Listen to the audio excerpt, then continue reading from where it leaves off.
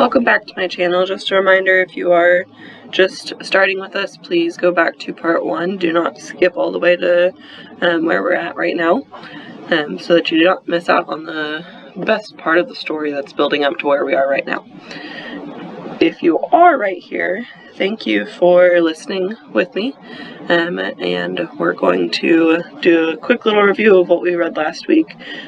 So if you remember, Amy and all of this BBLL had gotten it to the Principal Banana, and she had gone to Amy Ann's locker and had the custodian there ready to cut her lock off and pull out all of the books, which is what happened. And then she was taken to the office. Her parents were called there. Anyway, all of that to say that she got suspended for 3 days. She also got in trouble at home. She wasn't allowed to read the books that she wanted to, which is a fair punishment for her. For some of you, you'd be like, well, I wish my parents would ban me from reading books, but that's not something that Amy Ann was happy about. And then after she came back from school, she was worried that everybody was going to hate her, which wasn't the case. She had several notes left in her locker library. Actually, she had more than several. Her locker was like filled with them.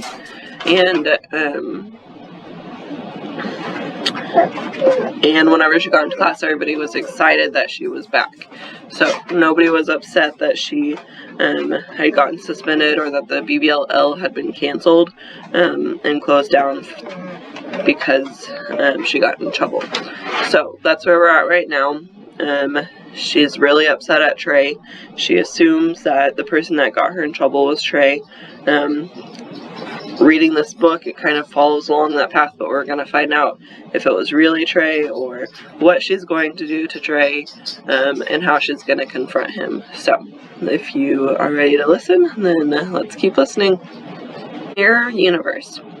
I was marching across the cafeteria to give Trey a piece of my mind, and maybe a piece of my fist, when Jeffrey Gonzalez appeared in front of me like somebody transporting in one of those science fiction shows he watched. I almost knocked him over. Hey, Amy Ann, he said. Hey, Jeffrey, I said. Excuse me, I need to go and punch somebody in the face. Jeffrey looked nervously behind him, wondering who I was talking about. Oh, okay, he said. I just wanted to say I was sorry, you know, for getting you suspended. I stopped. What? I'm sorry I got you suspended, Jeffrey said. He looked a little worried I was going to punch him instead. How did you get me suspended? I asked. It was that book you gave me, Bridge to Terabithia.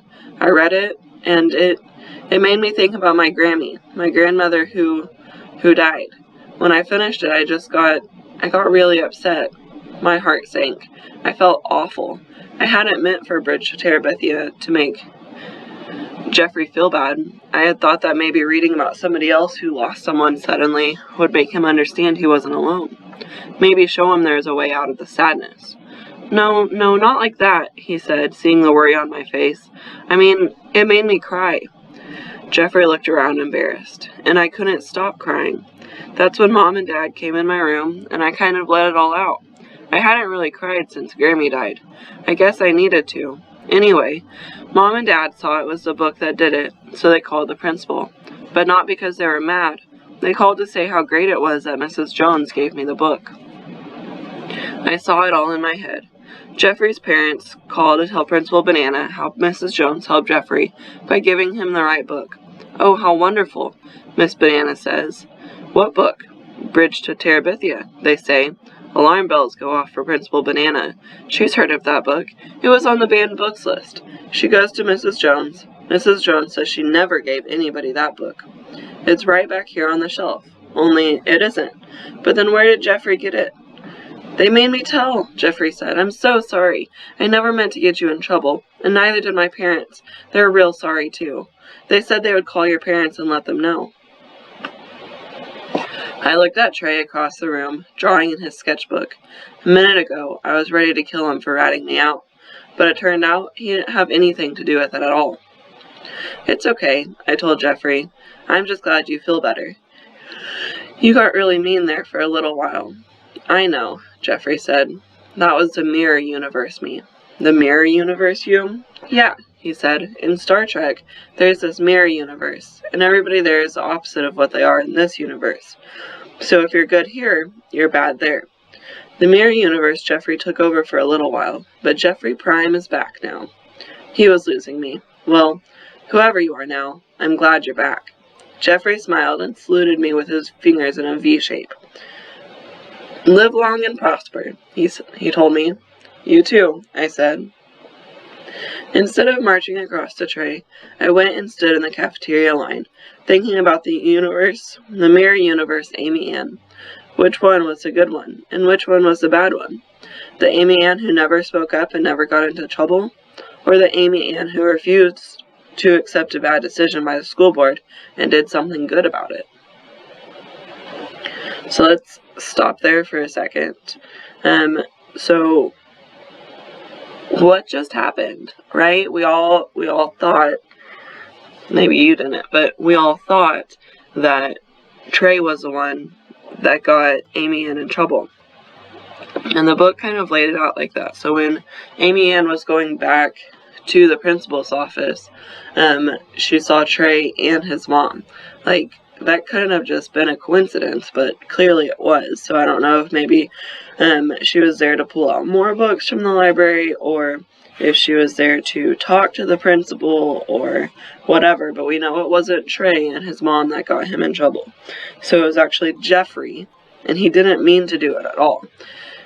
Sometimes whenever you read a book and it connects with you so much on like a personal level, you feel connected to it. So whenever Jeffrey was reading Bridge to Terabithia, and the character lost someone suddenly that was really close to them, he went through all the same emotions that Jeffrey was going through. So that was something that Jeffrey was able to connect to on a personal level. And he got so upset, and his parents came to talk to him about it, and he just hadn't cried since his grandma died. So it had been about a couple of weeks, maybe close to a month, that he hadn't cried about his grandma. So he had all of these emotions and tears and sadness built up inside of him that it just came out all at once. And his parents called to thank the librarian for helping him get through that, for helping him choose the right book. But instead, they didn't realize it was one of the banned books, and it got Amy Ann in trouble. Principal Banana forced Jeffrey to tell him who gave the book to him, and it just started all this downhill slide of Amy Ann getting in trouble because of that book. But now we know that it's not Trey, so we're gonna keep reading. Amy Ann's confused right now. What's about herself? Is she a good Amy Ann, or is she the bad Amy Ann? The biggest idea.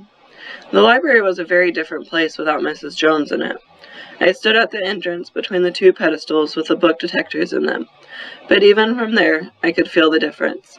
It was quieter in the library, and sadder. It made my chest ache, like when I'd fallen off my bike and gotten the wind knocked out of me.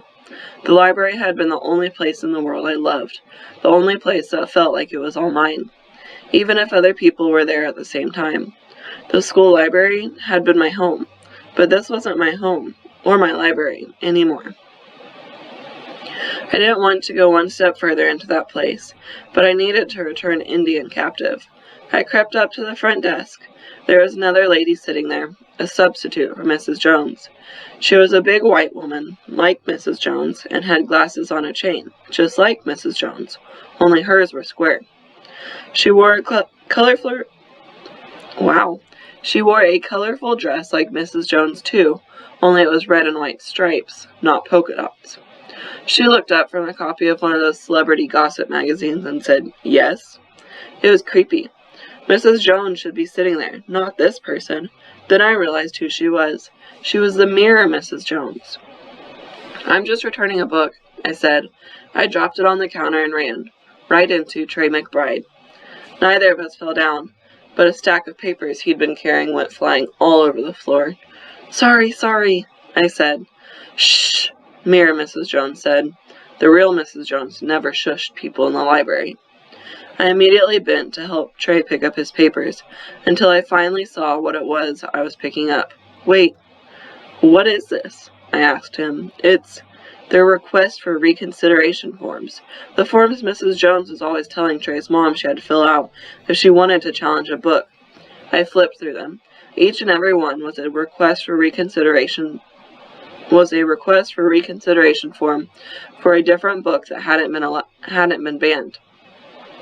Not yet. These forms were asking that they all be removed from the library. But that wasn't the worst part. The worst part was that they hadn't been filled out by Mrs. Spencer. "These are all in your handwriting," I said.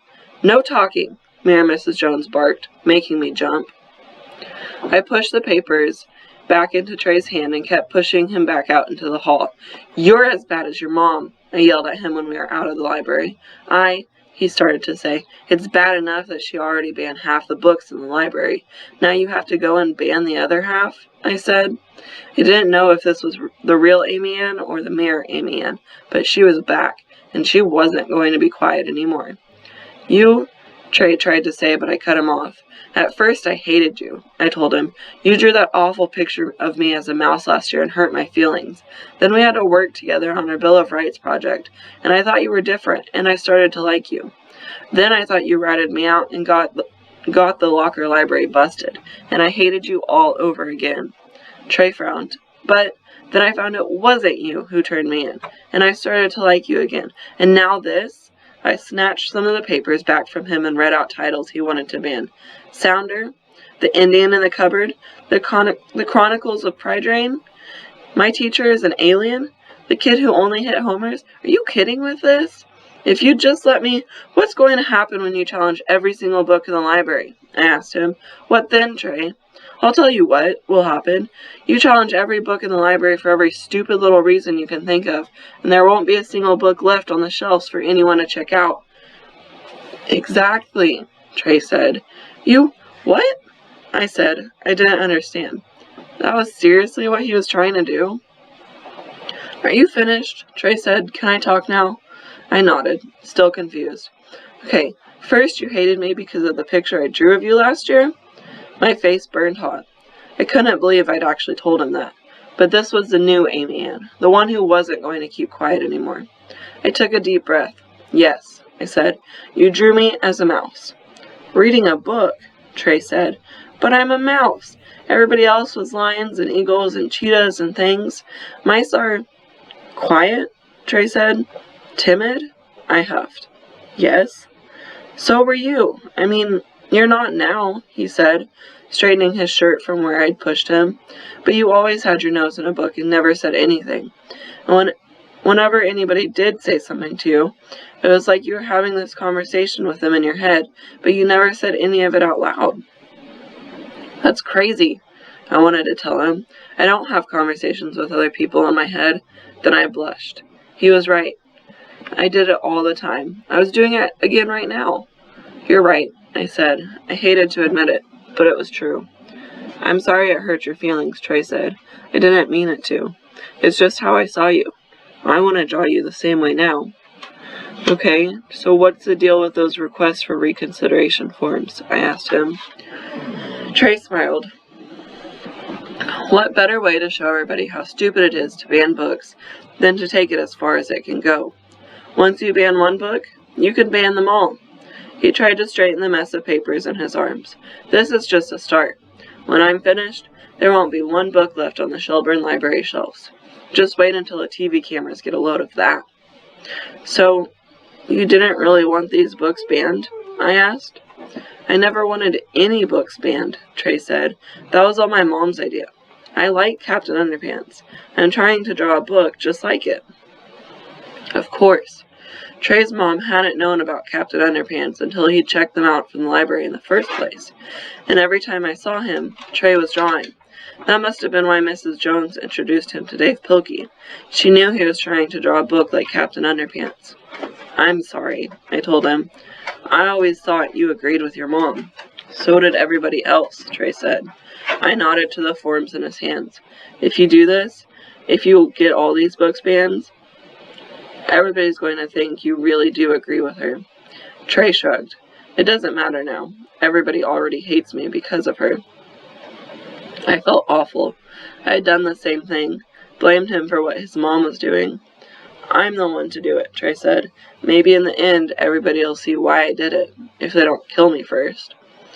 There's thousands of books, I said. It'll take you all year, and they'll probably figure out what you're trying to do before you can finish. Trey shrugged again. I have to do something.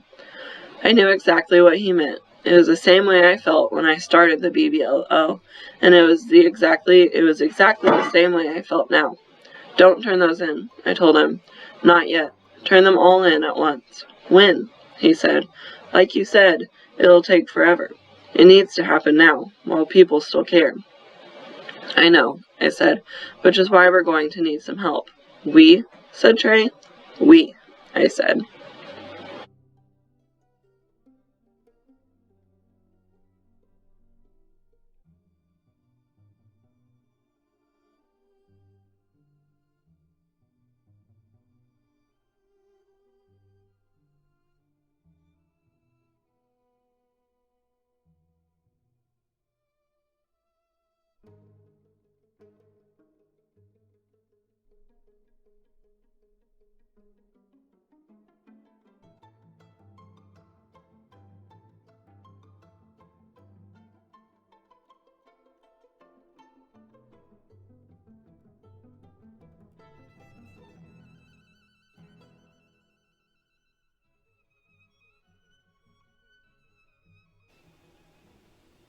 Hey guys, thanks for checking in and watching and listening to the book as we go on.